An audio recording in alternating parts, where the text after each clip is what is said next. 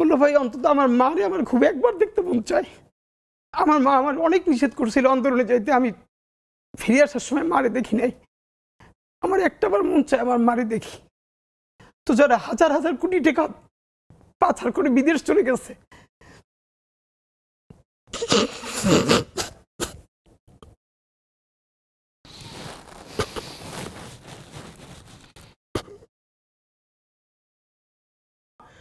কেউ যদি রুমে এসির মধ্যে মারা যায় আর কাউরি একদম গুলি করে মেরে ফেললো, মানে কবরেই তো যাবে। আর ব্যাপারটা তো এমন না যে যে এসির মধ্যে মারা গেল তার মৃত্যু কষ্ট কম, বরং জীবনে তো পাপ আমাদের সবারই আছে। হয়তো আমার প্রচন্ড পাপ থাকা সত্ত্বেও আমি একটা ইনসাফের পক্ষে দাঁড়ানোর কারণে আমার এই মৃত্যুর মধ্য দিয়ে আল্লাহ তোমার মাফ করে দিতে পারে। ও তো আমার একটু পাশে ছিল, ওইগুলিটা তো আমার মাথায় আসতে পারতো। ও যে এখানে শহীদ হলো, ওর বাবা মা ভাই বোন দুনিয়ার সব আছে, কিন্তু আল্লাহ যে ওরে নিয়ে গেল আর আমারে রেখে গেল, এর মানে আমার কিছু কাজ আছে, এই লড়াইটা আমার জারি রাখতে হবে। যে হাসিনা খারাপ কিন্তু বঙ্গবন্ধু তো খারাপ নয়, কিন্তু সে একবারও বলে না এই বঙ্গবন্ধু স্বাধীনতার স্থপতি, এই কথাটা যেরকম সত্য, সেই বঙ্গবন্ধু বাংলাদেশে বাকশাল কায়েম করে গণতন্ত্র হত্যা করেছেন। তিনি প্রথম গুমের জনক বাংলাদেশে। তিনি সিরাজ শিকদারকে শুধু গুমি করেন নাই, তাকে হত্যা করে সংসদে দম্ভ ভরে বলেছেন কোথায় আজকে সেই সিরাজ শিকদার। এই বাংলাদেশের প্রত্যেকটা এই যে আজকে ফ্যাসিবাদ, এই ফ্যাসিবাদের জন্মদাতা ছিলেন হাজার বছরের শ্রেষ্ঠ বাঙালি বঙ্গবন্ধু শেখ মুজিবুর রহমান। এখন এই যে আগেই ভালো ছিলাম, এদেরকে আমি শুধু একটা বলি যে ট্রায়াল হলো আর্টিফিশিয়ালি হলেও এদের কাউরে 1 ঘন্টার জন্য ওরকম একটা আয়নাঘরে যদি রাখা যায়, অথবা তার সন্তানকে, তার বাবা মাকে। প্রফেসর ইউনূস যেদিন প্রথম আয়নাঘর ভিজিট করলেন, ওদিন একটা বাচ্চা মেয়ে গেছিল তার সাথে। সেই বাচ্চা মেয়েটা পর ইন্টারভিউতে বলতেছে ওর মাকে যখন আয়নাঘরে নিয়ে আসছে তখন ও খুব ছোট, ওরেও নিয়ে আসছে সাথে, ওর মা অনেক ভারী। তো ওর মাকে মারতে মারতে এমন অবস্থা হয়েছে, তো ও বলছে যে আমার মার একটু পানি দেন। এরপরে এমন লাথি মারছে, ওর মা ওর সামনে বাথরুম করে ফেলছে, নড়তে পারতেছে না। একটা মেয়ে বলতেছে যে তাকে আয়নাঘরে নেওয়ার পর তার পিরিয়ড হয়ে গেছে মায়ের চোটে, তারপরে বলছে আমাকে প্যাড দেন, হু হু করে হাসতেছে।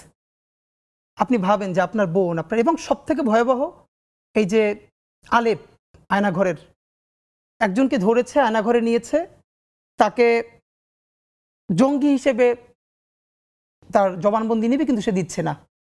তাকে জঙ্গি হিসেবে জবানবন্দি নেয়ার জন্য তার স্ত্রীকে ধরে এনেছে তার সামনে। আপনি চক্ষু বন্ধ করে ভাবেন যে তার স্ত্রী তখন রোজাদার স্ত্রীকে সে যাতে স্বীকারোক্তি দেয় যে এখানে জঙ্গিপনা আছে আর সে জঙ্গি কার্যক্রমের সাথে জড়িত। ভাই 24-এ এই দুনিয়ার কোন পলিটিক্যাল সায়েন্টিস্ট একটা অঙ্ক কষে বসছিল যে এই ফ্যাসিবাদের পতন হবে এই বাচ্চাদের হাতে? সবাই তো 24-এ নির্বাচনের পরে বলেছে আরো 5 বছর। কি ভীষণ ইমোশন থাকলে, সেদিনকে আমার সাথে একটা বাচ্চার দেখা হয়েছে, তার বাবা আমাদের সাথে দেখা করতে এসেছে, যে ও প্রথম দিন নামছে, ও 9-এ পড়ে, সারা জীবন গেম ছাড়া কিছু খেলে নাই, বন্ধুদের সাথেও আড্ডা দেয় না, কিন্তু এই রক্ত দেখে সে নামছিল। তার বাবা মা মনে করছে ও খুব খারাপ করে ফেলবে। পরের দিন রাত্রিরে ওরে দুধের সাথে ঘুমের ওষুধ খাওয়াই দিয়ে ওর ঘুম পাড়াই রাখছে। পরের দিন কি হয়েছে আপনি অবাক হবেন, এই বাচ্চা সে ঘুম থেকে উঠে দেখে বিকেল হয়েছে এবং তাকে মিছিলে যাইতে দেয় নাই। সে বাসায় বটি নিয়ে তারপরে বাপ মারে ধরছে, আমার উঠাও নাই কেন, সেই বটি নিয়ে তার বাবা তার সাথে রাস্তায় নামছে। এটা শুনেছি আমি। মানে যে ও যেহেতু নামবেই তাহলে আমি নামি। এগুলো কি প্র্যাকটিক্যাল ছিল? তাহলে এই ইমোশন, বাচ্চার চোখ ঝুলে যাচ্ছে। এখন পর্যন্ত বেওয়ারিশ কতগুলো লাশ আমরা শনাক্ত করতে পারি নাই। মানে আমি জানি যে আমরা এক সময় সঙ্গীহীন হয়ে যাব, আমাদের সাথে কেউ থাকবে না, আমরা সবাইকে হারাই ফেলবো, কিন্তু এতগুলো মানুষের জীবন চিরতরে অন্ধ পঙ্গু। কিভাবে এটা আমি অনেকবার বলছি, ঢাকা বিশ্ববিদ্যালয় মসজিদ থেকে নামাজ পড়ে বেরোচ্ছে, টিআরটি ওয়ার্ল্ড একটা ছেলেকে ইন্টারভিউ করবে জুলাইয়ের আহত, তা আমাকে দেখে ওনারা কথা বলতেছে, তখন ছেলেটা শুনতেছে যে আমি এসছি। ও কোরআনের হাফেজ, মনে হয় 21 না 22 বছরের, 2 চোখ চিরতরে হারাই গেছে, আলো ফিরবে না। তা আমার কাঁধে হাত রেখে বললো কি যে হাদি ভাই আমার সপ্তাহখানেকের জন্য আমার একটা চোখে একটু আলো ফিরিয়ে দেওয়া যায়? আমি বললাম ভাই 1 সপ্তাহের জন্য কেন? বললো ভাই অন্তত আমার মারে আমার খুব একবার দেখতে মন চাই। আমার মা আমার অনেক নিষেধ করছিল আন্দোলনে যাইতে, আমি ফিরে আসার সময় মারে দেখি নাই। আমার একটাবার মন চায় আমার মারে দেখি। তো যারা হাজার হাজার কোটি টাকা পাচার করে বিদেশ চলে গেছে,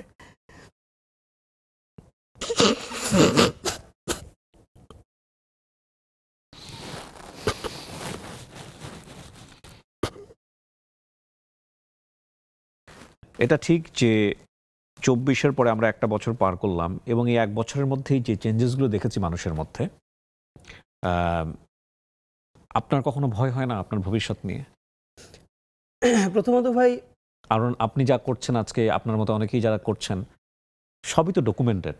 হ্যাঁ, সব ডকুমেন্টেড। আপনি জানেন হয়তো যে আমি যখন আন্দোলনে, তখন আমি প্রথম জানি আমার ওয়াইফ কনসিভ করেছে এবং আমার বেশ কিছু কমপ্লেক্সিটি ছিল।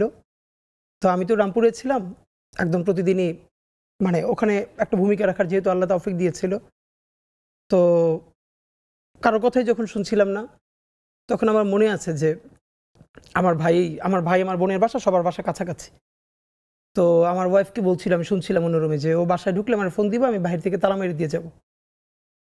তো তখন দুটো কথা খুব মনে আছে। আমার ওয়াইফ একবারও নিষেধ করে নাই, কারণ ও জানছিল যে এই কাজটাই আমি জন্মের পর থেকে করতে চেয়েছিলাম, ইনসাফের লড়াইটা। তো আমাকে এখন থামালে আসলে পারবে না, এটাও জানতো, আমার পরিবারও জানতো। কিন্তু তাদের তো আসলে ভাই, বিশেষ করে আমার যখন এখন দুনিয়া একটা বাচ্চা আসবে, তখন আমার ভাই একবার আমাকে বলছিল যে এই বাচ্চাটার কথা তো চিন্তা করা দরকার তোর। তখন আমি দুটো কথা বলছিলাম। একটা হচ্ছে যে এখন পর্যন্ত যেই বাবারা রাস্তায় শহীদ হয়েছে, তাদেরও তো বাচ্চা আছে, এমন তো না ওরা দুনিয়া এমনি এমনি আসছে। তাদেরকে যেরকম আল্লাহ দেখবে, ওরও আল্লাহই দেখবে। আর একবার তখন আমি শুনতে পাচ্ছিলাম যে আমার ওয়াইফকে বলতেছিল যে ও বাসায় ঢুকলে বলবা যে আমি বাইরে থেকে লক করে যাব। তখন আমার মনে আছে, আমি যখন বুঝতে পারছিলাম যে এরকমটা করতে পারে, তা আমার বাসার ছাদে পাশ থেকে অন্য পাশ থেকে বের হওয়া যায়। তাই আমি বলছিলাম যে যদি সত্যি এইটা করো, যদি আমি 7 তালা দিয়ে লাফ দিয়ে পড়ি, তখন তোমরা কি করবো, আমার বাঁচাইতে পারবা?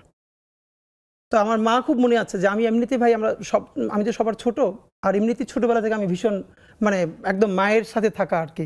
এখন আমি মানে বাড়ি গেলে মার কাছেই ঘুমাই। তো মা তো কান্নাকাটি করছিলই। তখন মা একটা কথা বলছিল যে এমনি মরে যায়, কিন্তু ওইরকম মানে হতাহত অবস্থা। তখন আমি বলতেছিলাম, মা, কেউ যদি রুমে এসির মধ্যে মারা যায় আর কাউরি একদম গুলি করে মেরে ফেললো, মানে কবরেই তো যাবে। আর ব্যাপারটা তো এমন না যে যে এসির মধ্যে মারা গেল তার মৃত্যু কষ্ট কম, বরং জীবনে তো পাপ আমাদের সবারই আছে।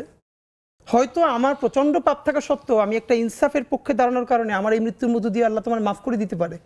ও তো আমার একটু পাশে ছিল, ওইগুলিটা তো আমার মাথায় আসতে পারতো। ও যে এখানে শহীদ হলো, ওর বাবা মা ভাই বোন দুনিয়ার সব আছে, কিন্তু আল্লাহ যে ওরে নিয়ে গেল আর আমারে রেখে গেল, এর মানে আমার কিছু কাজ আছে, এই লড়াইটা আমার জারি রাখতে হবে। হ্যাঁ, আমি খুব গ্রেটফুল যে আমার মতো পরিবার দুনিয়া আল্লাহ খুব কম মানুষকে দিচ্ছে। আছে না যে আল্লাহ অনেক দিকের থেকে রহমত করে, কিন্তু কিভাবে আমি জানি না। আমার একটাই কখনো বলি নাই, আমি ছোটবেলা থেকে ভীষণ অসুস্থ, ভীষণ। আমার অনেকগুলো, এখন পর্যন্ত আমি একটা ক্রনিক ডিজিজ সাফার করি, সবসময় ট্রিটমেন্টে আছি।